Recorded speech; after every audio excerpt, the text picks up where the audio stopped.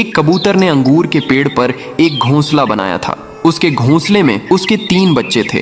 वह उन्हें बहुत प्यार करता था। एक दिन एक तोता आता है और उसी पेड़ पर अपना घोंसला बनाकर रहने लगता है। उसके पास 2 अंडे थे। कबूतर एक दिन दाना लेने के लिए जाता है। तभी अचानक बहुत तेज बारिश होती है और तेज हवा चलने लगती है। तोता तुरंत कबूतर के बच्चे के पास आया और उसके बच्चों को अपने पंखों में छिपा लेता है। लेकिन तेज हवा से कबूतर का घोंसला और अंडे जमीन पर गिरकर फूट जाते हैं। जब कबूतर वापस आता है तो तोता सारी बात बताता है। कबूतर को तोता के लिए बहुत बुरा लगता है और रोने लगता है। फिर लाइक सब्सक्राइब नहीं किया।